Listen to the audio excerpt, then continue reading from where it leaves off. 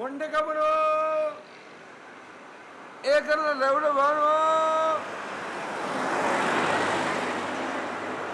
බානමාන කොයි කාගෙත් කොණ්ඩේ කපනවා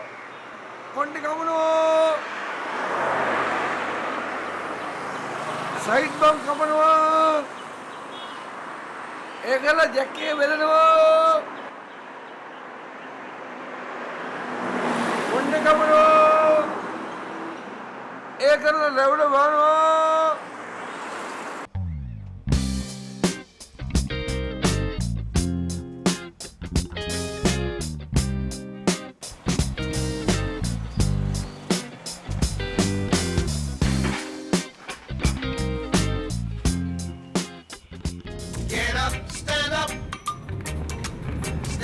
for your right.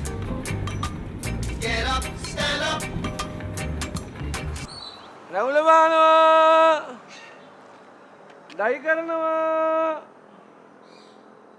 මසාජ් කරනවා Stand up. Don't give up the fight. Preacher man. කම්ප් එක තියෙනවා අතේ තියෙන ගාන මසාජ් කරනවා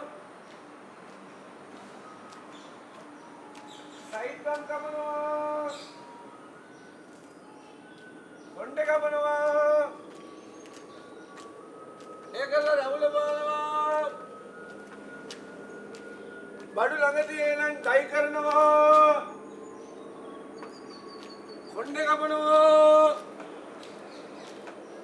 බම්ප් එක තියෙනවා දෙපැත්ත ට්‍රිම් කරනවා කීයක් හරි හම්බ කරන් කුසගින්දර නිවා ගන්න ලුණු කැඳ ඩිංගක් සෑහෙන දිවට බතක රස දැනෙන්න බැරිකම මිස හොරකම නැති අසරණ මට පිහිට වෙන්න රැවුල කොණ්ඩේ කපා ගන්න එපා සැලුන් වලට යන්න කොණ්ඩේ කපනවා ඒකල රැවුල බානවා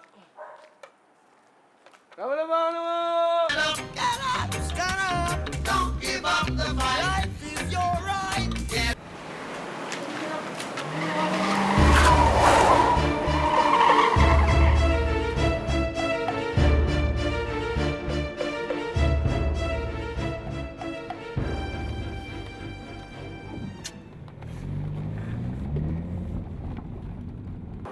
තණ්හා පොදි දස තව කෙනෙකුන් නසා මොනවද අවසානයේදී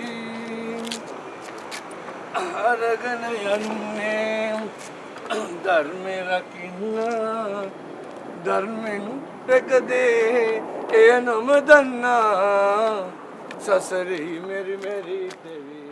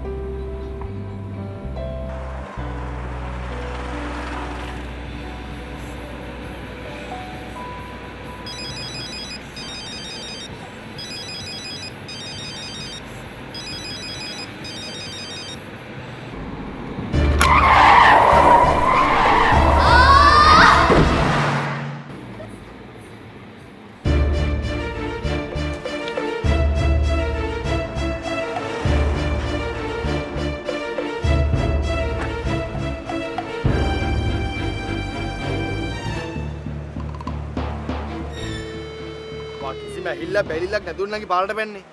තව නූලෙන් අපි දෙන්නම අමාරුයි. මෙයා වාහනේ ඩ්‍රයිව් කරේ ෆෝන් එක කනේ තියාගෙන. මං S2කින්ම දැක්කා. තව දශමයක් එහෙම වුණා මල ගන්නේ මහත්තයෝ.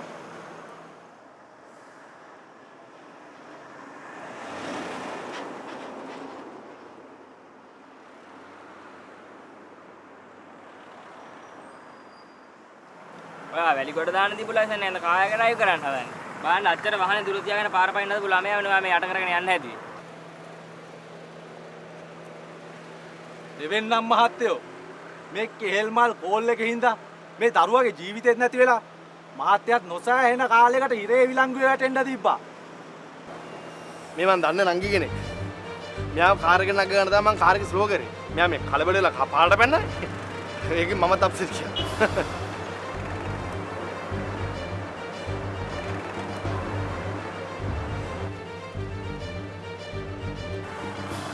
මේ මං හිතුවේ ඔයා පාරට අඩිය දීපේ කාර් එක අඳුරගෙන කියලා. මේ පොඩි හීරිමන් නේ තියෙන්නේ. අපි ඉස්සරහ මෙඩිකල් සෙන්ටර් එකේ බෙහෙත් එකක් දානවා. ඈ?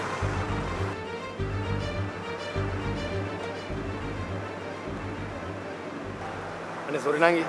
මං හිතුවා පාරට ආවේ මාව අඳුරගෙන කියලා. කවුද දන්නේ පාර පයින්නේ කියලා. මේ ඕගොල්ලෝනොත් අපි ඉඳ කරදරුණානේ. සෝරි. මේ ඒත් එක්කම වචනකින් හරි උදව් කරාට බොහොම ස්තුතියි. මේ අපේ නංගිගේ පොඩි බයි මිස්ටේක් එකක්. යන්න.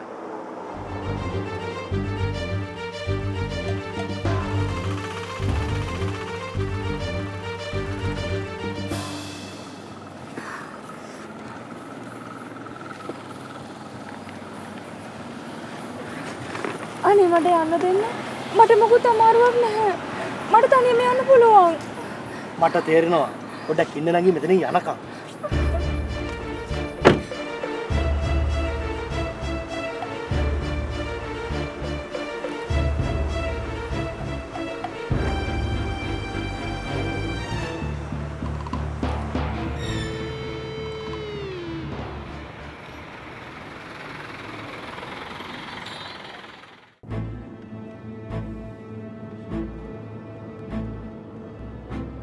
නංගි වරද කාගේවත් බැලුම් හැමේ තවත් කවුරු නිකන් හරි ආ වාහනේ වැදුනා නම් නංගි ඔයාව නෙමෙයි හොස්පිටල් ඇඩ්මිට් කරන්න ඕන මාව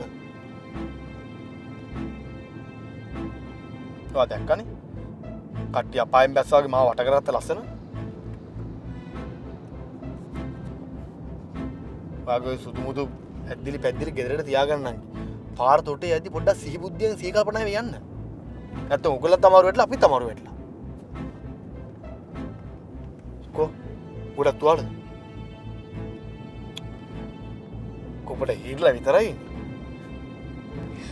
අනේ කරුණා කරලා මාව බස්සලා යන්න. මම යන්නේ මට ඕන පාර නෙවෙයි. වාදන වාහනේ නම්බරේ බලාගෙන පොලිසියට කම්ප්ලේන්ට් කරනවා එහෙම නෙවෙයි නංගි. මේක වාගේ වරදක් මිස මගේ වරදක් නෙමෙයිනේ. මාව බස්සලා යන්න. මම යන්නේ මට ඕන පාර නෙවෙයි. මම සීබුද්ධියෙන් ඩ්‍රයිවිං කරපු ඉඳලා මාර්ග අපලකින් ගැලුණා කියලා හිතා ගන්න නංගි. ගමන ඉදිරි ටිකවත් පොඩක් සිහි කල්පනාවෙන් යන්න.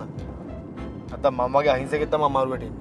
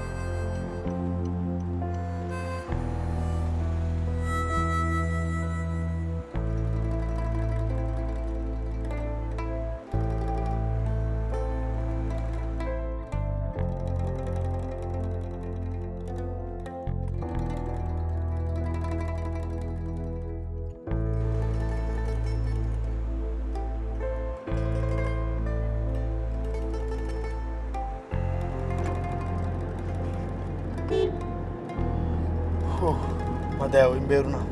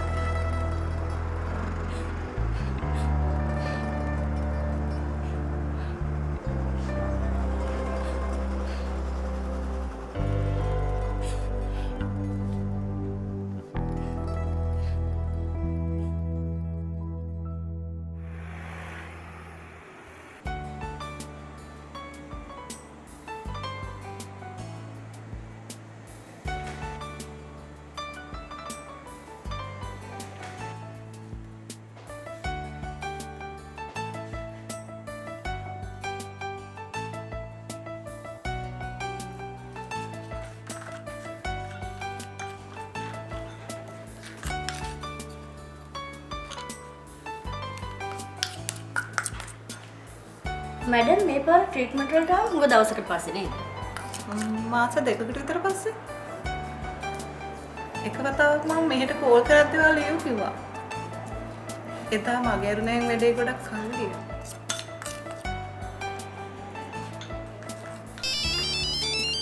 One second please madam.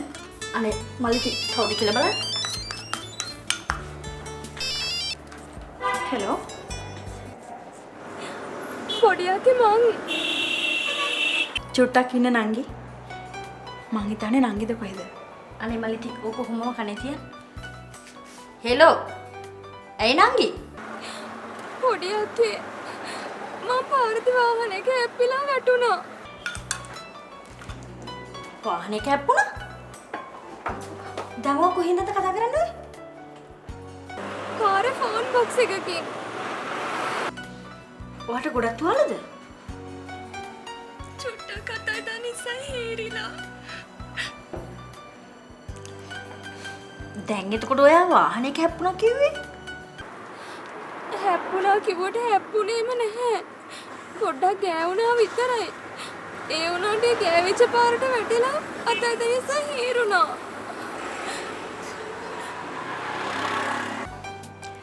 ඔයා මුලින් කියපු විදිහට මං හිතුවේ මේ ඔයා කතා කරන්නේ ඉන්ටෙන්ස් එකයි කියනවා කියලා. මොකද කරදරයක් නෑනේ. නෑනේ. ධනිසයි වැල පිටයි හීරිලලු. පොඩි නංගි දැන් ඔයා ගෙදර ගියත් ගෙදරක් කවුරුත් නැති එකේ ඔයා ඔහොම වැඩට යන්න. එහෙම බැරිය මේ චුට්ටක් දාගන්න. ලොකු අනතුරක් නෑ. නෑ මැඩම්. අපේ පොඩි නංගි කොහොමත් ඇඟේ වහන මැස්සත් රාජාලියෙක් ගන්නට ගන්න බබෙක් තමයි. ඔන්නෝක ඔෆ් කරලා බීදල් දාන්න මලිටි.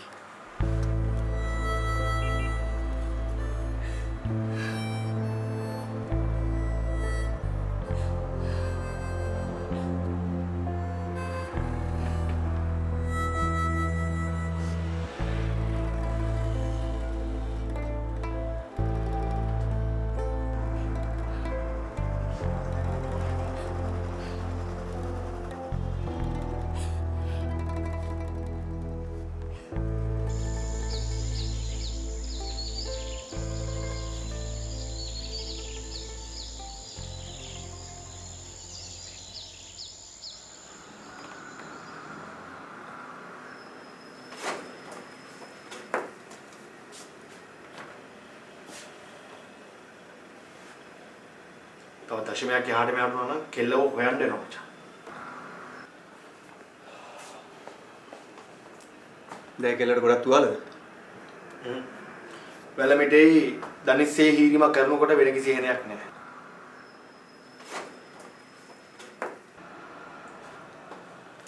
ඔයා එහෙම කිව්වේ පේන්න තිබ්බේ ඒක නිසානේ.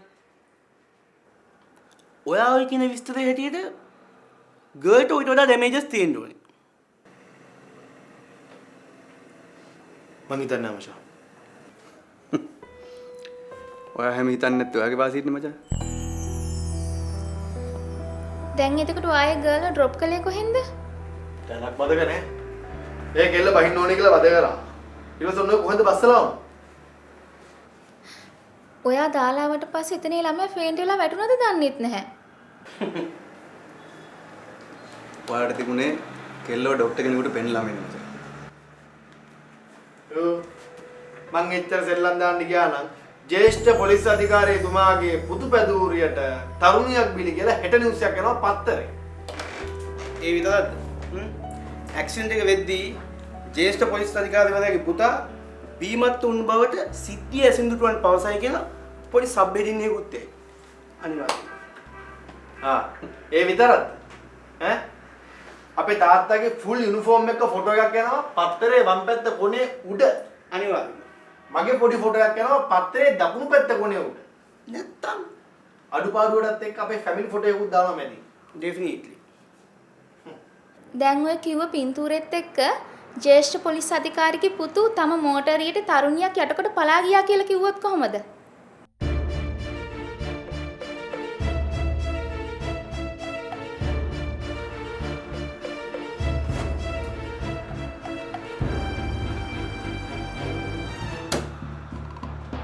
එහෙම වුණොත් නම් ඉතින් උන්නත් 1000යි මලත් 1000යි කියලා නිවුස් එක දාපේකව කියලා හම්බ වෙන්නම වෙනවා. එච්චරයි. ඇයි? තව නිවුස් එකක් පත්තරේ දාගන්නද? ඈ?